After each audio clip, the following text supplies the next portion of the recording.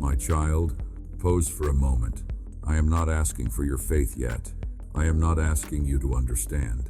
I am only asking you to stop scrolling, stop moving, stop carrying the noise for just a few breaths. Something interrupted your night, not loudly, not dramatically, but clearly enough that you are still here. That interruption was not random. You were about to continue the same cycle, thinking the same thoughts, feeling the same weight, ending the night the same way you always do. And then this moment opened. I did not interrupt you because you were doing something wrong. I interrupted you because you were doing everything alone for too long. There are seasons when I allow life to move quickly, and there are moments when I quietly step in and say, enough, sit here. This is one of those moments. I know your mind was already somewhere else, replaying something that happened, preparing for something that hasn't arrived, measuring yourself against a version of life you thought you would have by now. That's why I stopped you. Not to lecture you, not to overwhelm you with answers, but to interrupt the momentum that has been draining you. Right now, nothing is required from you. You do not need to respond correctly. You do not need to feel spiritual. You do not need to be calm. You only need to notice that you were stopped on purpose. If you are honest, part of you is tired of moving forward without clarity, tired of being strong without being understood, tired of nights that end with unanswered questions. That tiredness is not a failure. It is a signal, and signals are meant to be answered. So I stepped in quietly, not with thunder, not with fear, but with a pause. This pause is not the solution yet. It is the doorway. I am not here to rush you toward peace. Peace cannot be forced. It must be entered slowly. This first moment is only meant to do one thing: separate you from the noise you were trapped in. You may not feel relief yet. That's okay. Relief comes later. For now, let yourself recognize this truth. You did not wander into this moment. You were led. And whatever has been weighing on you, whatever question followed you into this night, it does not get to speak first anymore. I do. Stay here. Do not try to move ahead of me. This interruption is the beginning of something different. We will go forward together. But first, let the interruption finish its work. Just stay, naming the weight. My child, now that you have stopped, we do not rush forward. Before healing, there must be honesty, not confession for punishment, but truth for release. Tell me what has been heavy, not what you say is heavy, not what others think should matter, but the quiet weight that follows you when the night gets still. Some of it has a name, some of it does not. It may be exhaustion that sleep never fixes, the kind that comes from always being needed, always being responsible, always being the one who holds things together. It may be disappointment you never spoke aloud, because you were afraid it would sound ungrateful, afraid that naming it would make it real. It may be a sense of falling behind, watching life move forward for others, while yours feels paused, delayed, unfinished. I am not asking you to explain it neatly. Weights are rarely neat. Some of what you carry comes from choices you made. Some of it came from choices others made for you. Some of it came simply from staying too long in a season that should have ended. And some of it you never chose at all. You have learned how to live with this weight. You adjusted your posture. You changed how you breathe. You became skilled at carrying it quietly. That is why others may not see it.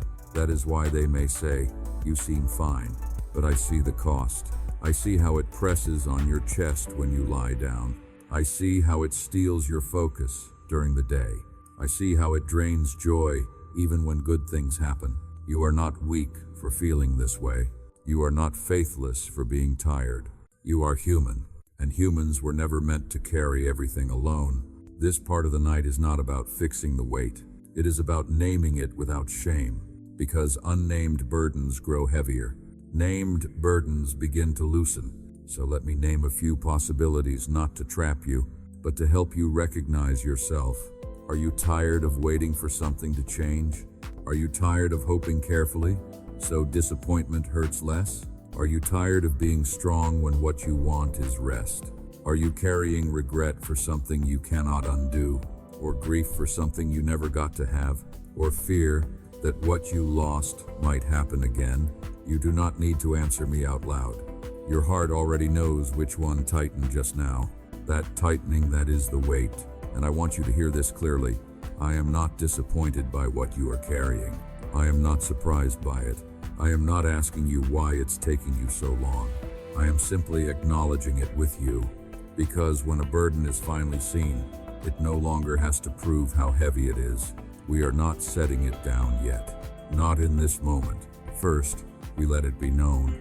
First, we stop pretending it isn't there. You have been faithful in carrying what you could. Now, let me be faithful in walking with you through it. Stay here with me. We have named the weight. Next, we will talk about waiting and what has been happening in the silence you misunderstood, but not yet. For now, let the weight rest where it is, without judgment, without pressure. You are still held. A story of waiting. My child, now that the weight has been named, you may be wondering why it has lasted so long. Waiting has a way of making you question everything. My presence, your prayers, even your worth. So let me tell you a story not to distract you, but to place your waiting inside something larger than this night. There was a man named David. Before he became a king, before songs were written about him, he spent years where no one watched. He was promised something great, and then he was sent back to the fields. Day after day, he tended sheep that were not his future. Night after night, he slept under open skies with nothing changing. He was not being punished. He was being prepared. Waiting is not empty time. It is unseen shaping. Another man, Abraham, waited too. He was given a promise and then silence. Years passed. His body aged. Hope became something he had to choose, not feel. If waiting meant abandonment, these stories would have ended early, but they did not. What you often misunderstand is this. I do some of my deepest work where there is the least evidence. Waiting stretches your trust. It strips away false confidence.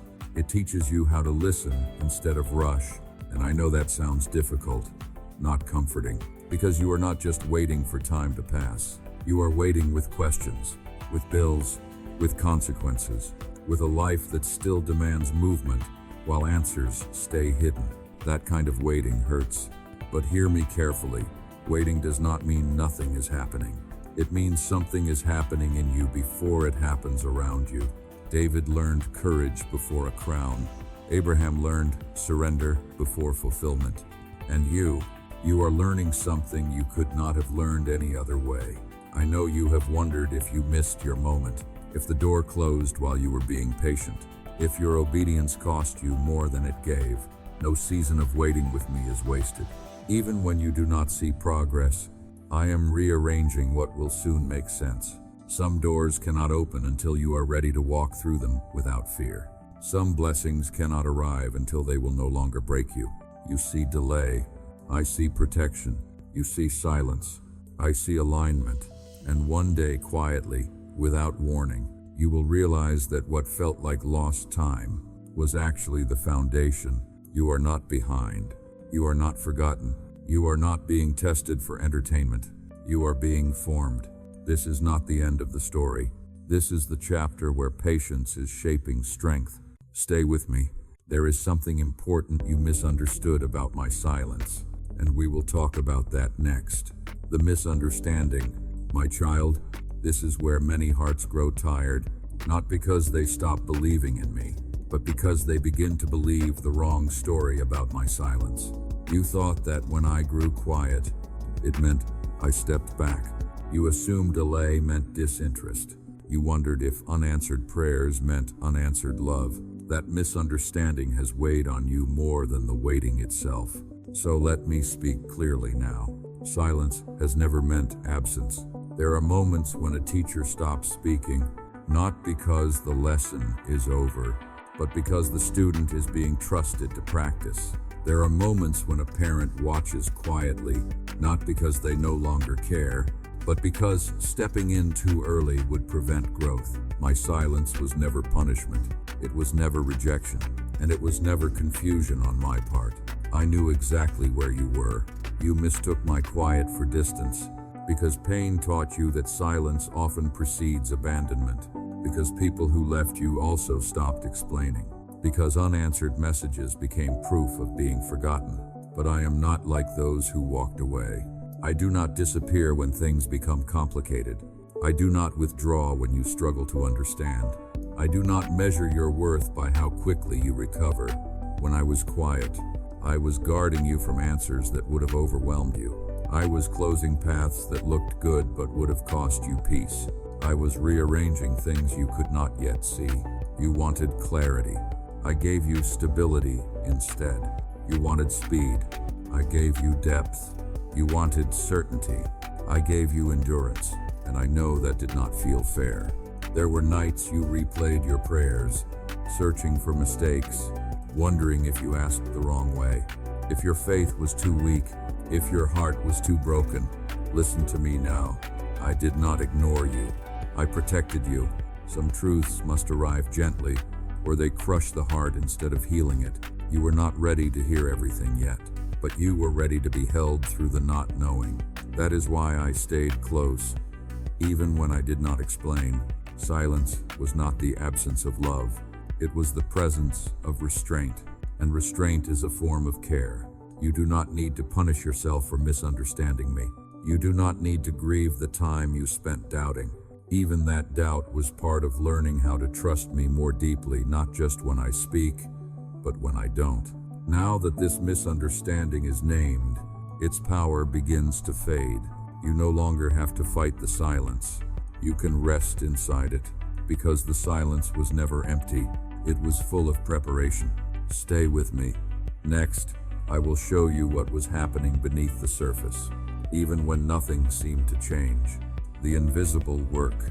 My child, now that the silence has been understood, let me show you what your eyes could not see. Most of my work is not loud. It does not announce itself. It does not ask for recognition. It happens beneath the surface. You were looking for signs that something was changing, circumstances shifting, doors opening, relief arriving. But I was working where signs are not easily measured. Think of a seed buried in the ground. For a long time, nothing appears to happen. The soil looks the same. The surface remains still. But beneath that quiet earth, life is forming. Roots are stretching. Structure is being built.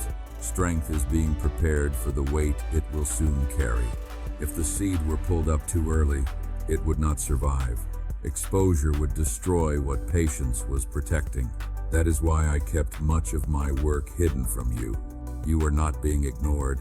You were being preserved. You asked why progress felt invisible. Because visible change is not always the most important change. I was reshaping how you think, softening where you had become hard, strengthening where you had grown fragile. I was teaching you discernment, how to recognize what drains you and what gives life. I was removing attachments that would have followed you into the next season and broken you there. You did not lose as much as you think you did. Some things were taken because they could not go with you. Winter looks like death to those who do not understand seasons. But winter is not destruction. It is protection. During winter, roots grow deeper. Trees conserve strength. Nothing blooms, yet everything prepares. That is what was happening to you. While you thought nothing was changing, your capacity was increasing. Your boundaries were forming. Your dependence on approval was loosening. You were becoming someone who could carry what you once only dreamed of. And I know it felt unfair to grow in the dark, to change without applause, to mature without acknowledgement. But hidden work lasts longer than visible success. What is built quietly is harder to shake. What grows slowly is harder to destroy. You were learning how to stand without rushing, how to wait without despair, how to remain kind without becoming naive. That is not wasted time.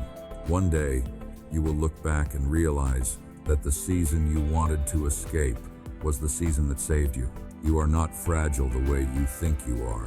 You are rooted. And roots do not announce themselves, they simply hold. Stay with me. Next, I will help you remember something. A moment from your own life that proves I have been with you before. And that memory will change how you see this season. A personal memory. My child, before we go any further, I want you to remember, not something distant, not a story that belongs to someone else, but your own life. There was a moment, quiet, ordinary, almost forgettable, when things could have gone very differently. You may not have called it a miracle at the time. You may have explained it away as luck, timing, coincidence. But I was there. Think back. There was a situation that should have ended badly, yet somehow did not. A door that closed. And later you realized, walking through it would have cost you more than you knew. There was a delay that frustrated you. And later, you understood it protected you. There was a loss that felt unbearable. And only much later did you see how it redirected your life. You did not notice me then, because I did not announce myself. I moved quietly. I adjusted one detail. I shifted one decision. I softened one outcome.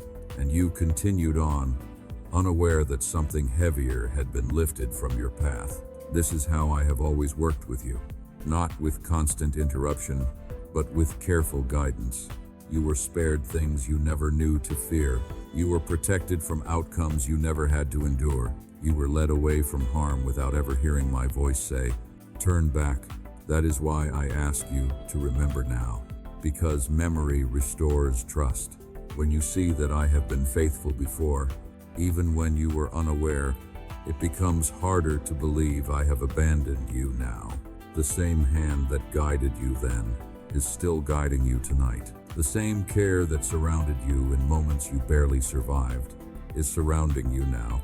Even if this season feels heavier, slower, more confusing, you are not starting from nothing. You are standing on a history of quiet protection. Let that sink in. You are not hoping blindly. You are trusting someone who has already carried you through things you thought would break you.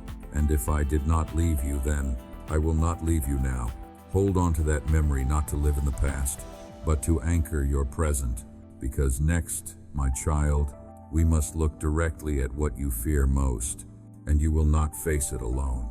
Confronting fear, my child, now we come to what you have been avoiding. Not because you are weak, but because fear is easier to carry quietly than to face directly. You have learned how to live around it, how to plan carefully so it is not triggered, how to distract yourself when it rises. But fear does not disappear when ignored, it simply waits. So tonight, I am not pushing it away for you. I am standing with you while you look at it. Ask yourself gently, what is the fear that tightens your chest the fastest? Is it the fear of losing what little stability you have left? The fear that if one more thing goes wrong, you will not recover this time? Is it the fear of being alone longer than you can bear? Of watching time pass while life seems to happen for others? Is it the fear of failing again? Not because you cannot try, but because you do not know how many times your heart can be disappointed and still open? Or perhaps your fear is quieter, the fear that nothing will change, that this is as good as it gets, that the waiting was not preparation, but permanence. You do not need to choose the right fear. The one that surfaced when I spoke, that is the one.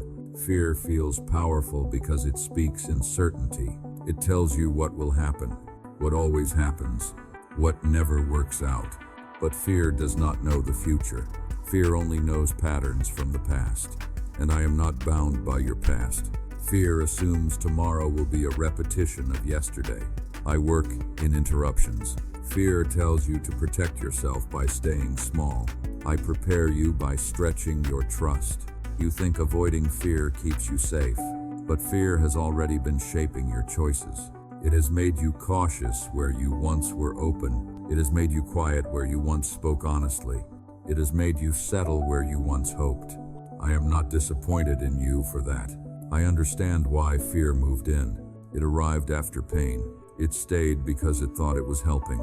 But fear is not meant to lead you. Tonight, I am not asking you to be fearless. I am asking you to stop letting fear decide for you. Look at it now, with me beside you. Notice how it weakens when it is seen. Notice how it loses its authority when it is named.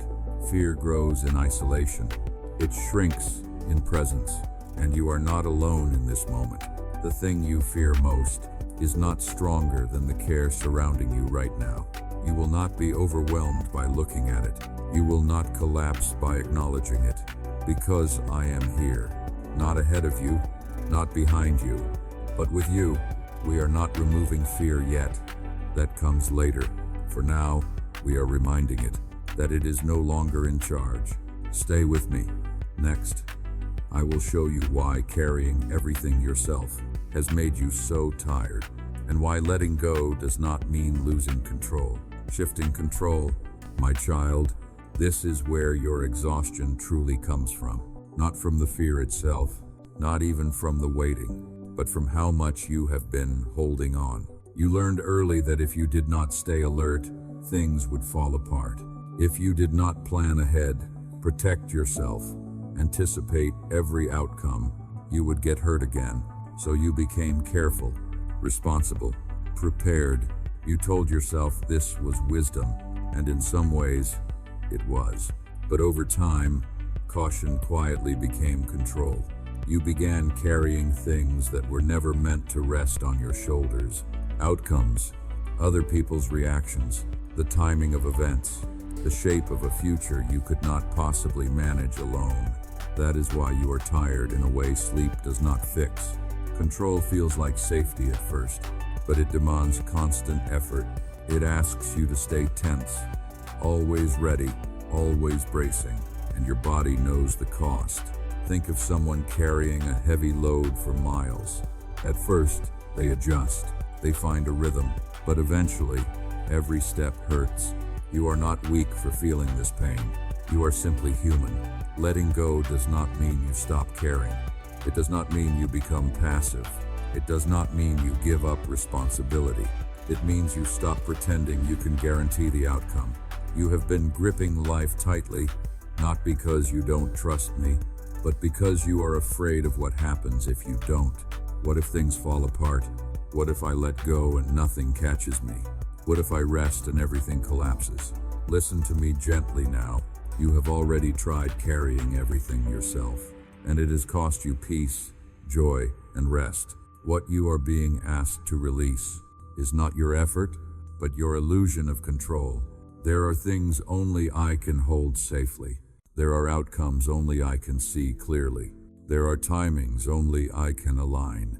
You do not need to drop everything at once. You do not need to trust perfectly. Just loosen your grip, even slightly. Notice how your breathing changes when you do. Notice how your shoulders lower when you stop bracing.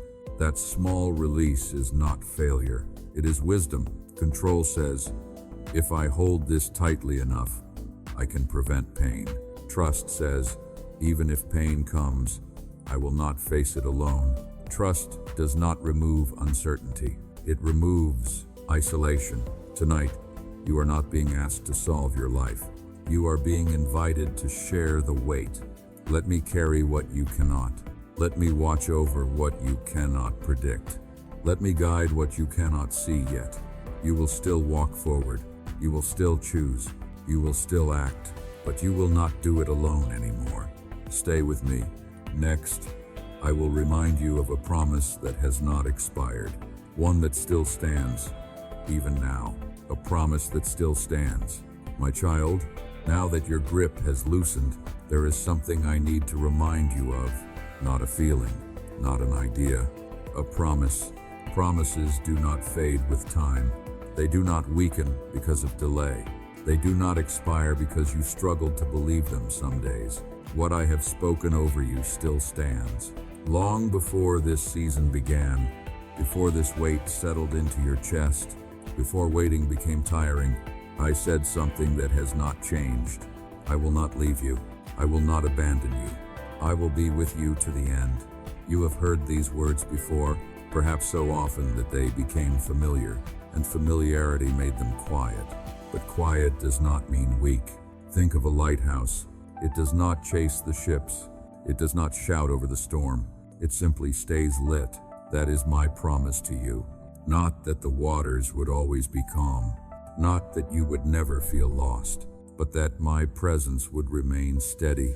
When your sense of direction wavered, you assumed promises work on your timetable, that if they do not arrive quickly, they must be failing.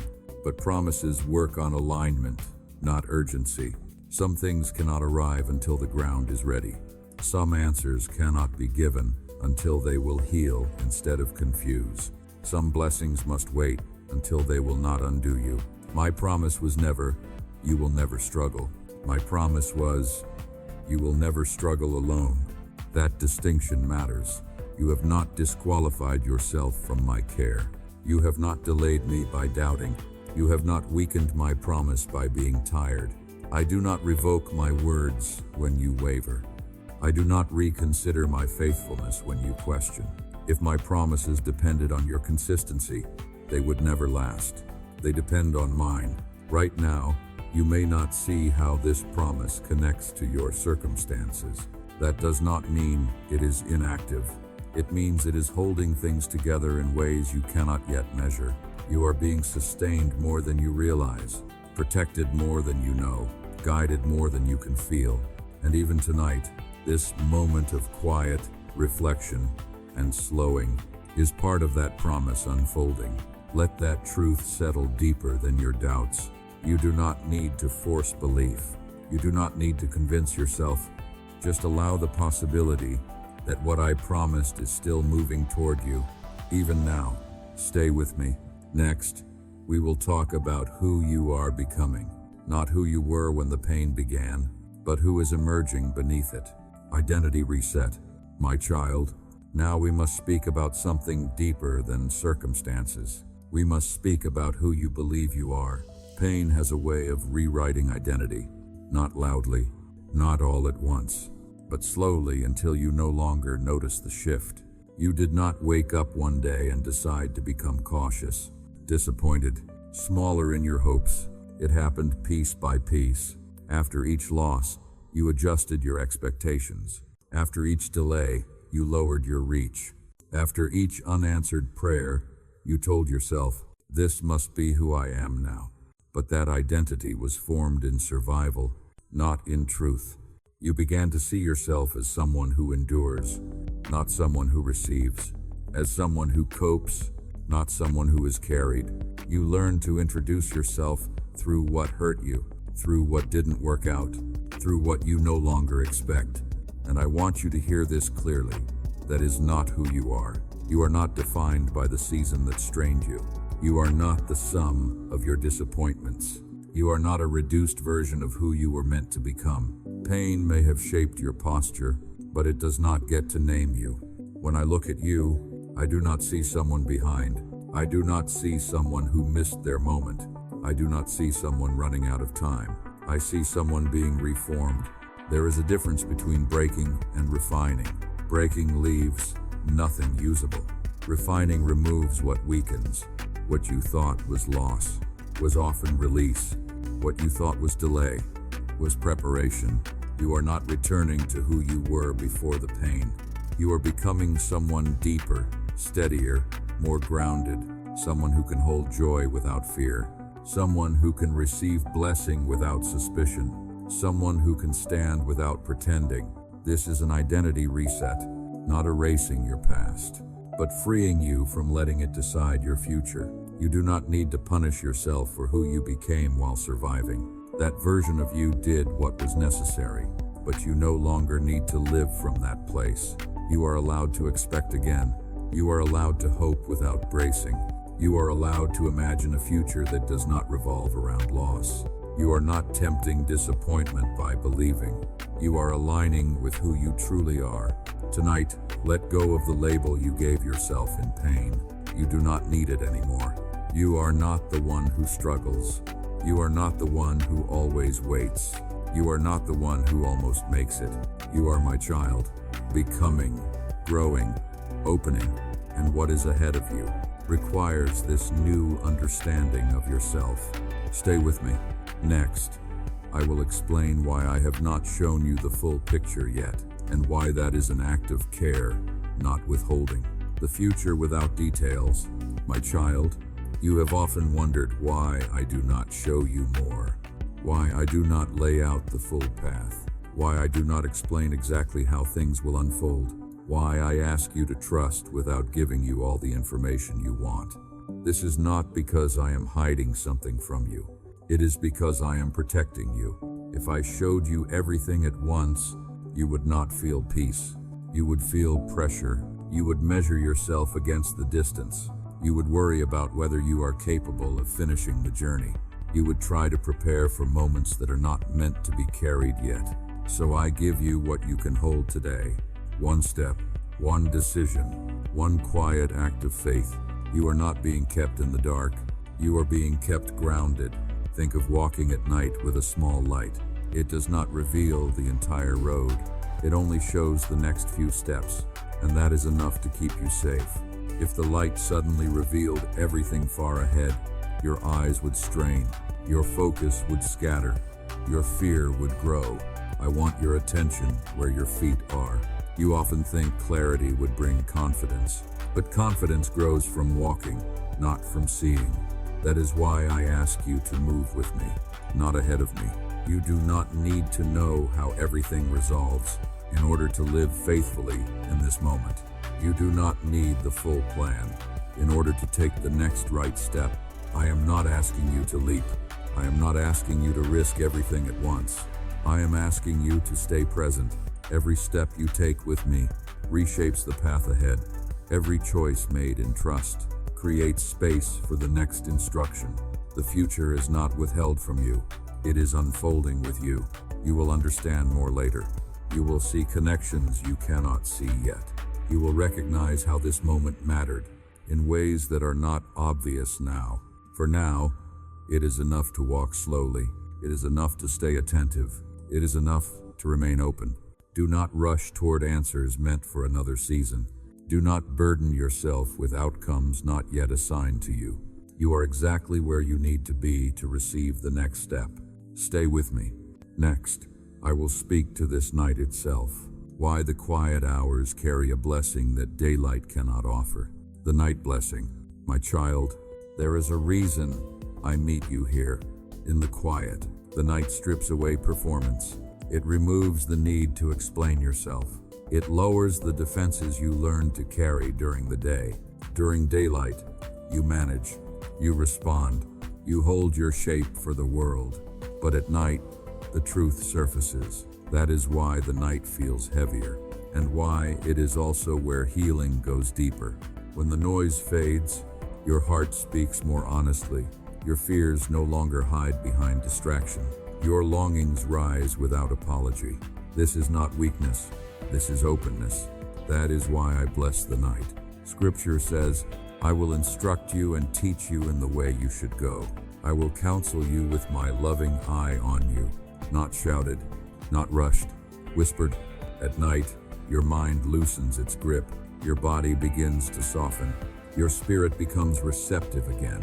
You may think sleep is simply rest, but sleep is also surrender. When you sleep, you release control in a way waking never allows. You stop managing outcomes. You stop rehearsing fears. You place yourself into my keeping without words. That is why I do some of my gentlest work while you rest. I calm what has been overstimulated. I settle what has been agitated. I reach places logic cannot touch. You do not need to understand how this works. You only need to allow it. Tonight, your healing is not something you must achieve. It is something you are permitted to receive. Let your breathing slow. Let your thoughts drift without chasing them. Let your body trust the surface beneath you. You are not vulnerable here. You are protected. I am watching over your sleep. I am guarding what tries to rise in the dark. I am restoring what has been depleted. This night is not empty time. It is sacred space, and you are safe within it. Stay with me. Next, I will speak of what is approaching, not with urgency, but with quiet assurance that something near is already moving toward you. The near miracle. My child, there is a moment that comes quietly, just before change arrives. It does not announce itself. It does not feel dramatic. Often, it feels like nothing is happening at all. That is where you are now. You have asked me, how much longer?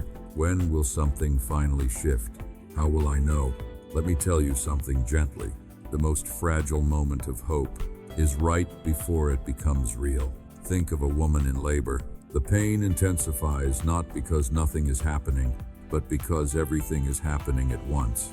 If she did not know what was coming, she might believe something had gone wrong. But nothing is wrong. What feels unbearable is often the final stretch. You are closer than you realize. Not because you worked harder, not because you finally understood everything, but because the unseen work is nearly complete. You expected a sign that would remove all doubt. Instead, you were given endurance. You expected certainty. Instead, you were given strength to keep walking without it. That is how I prepare hearts for arrival. I do not bring change when you are desperate to escape pain. I bring it when you are ready to carry blessing without fear, and you are closer now than you have ever been before. This does not mean everything will transform overnight. Miracles are not always explosions.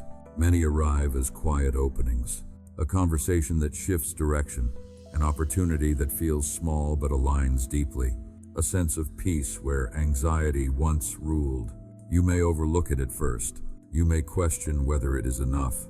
Do not measure what is coming by how loudly it arrives.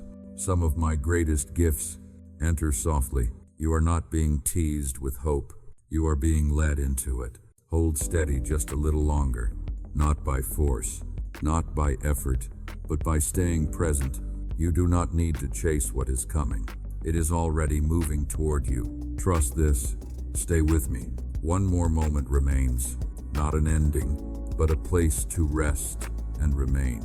And there, you will not be alone. My child, we have come to the place where many think something must end. But this is not an ending. This is a place to stay. You do not need to do anything now. You do not need to decide, fix, promise, or prove. You do not need to carry what comes next in your mind. Everything that needed to be said has been placed gently before you.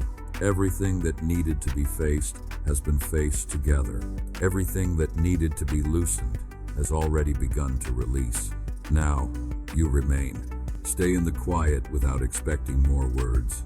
Stay without scanning the horizon for signs. Stay without rehearsing tomorrow. This is where trust deepens not by effort, but by presence. Many people leave moments like this too quickly. They rush back into noise, back into worry, back into control. But I am inviting you to stay just a little longer, not because I need you to, because you need rest. Scripture says, "Be still and know that I am God." Not understand, not explain. No. Knowing comes from staying. Tonight, you do not carry the future. Tonight, you do not carry fear. Tonight, you do not carry the weight you named earlier. You have done enough for one day. As you rest, I will continue what you cannot see. As you sleep, I will guard what you cannot protect. As you release consciousness, I will remain fully present. You do not drift into nothingness. You rest into care. If your thoughts try to pull you away, gently return to this truth. You are held.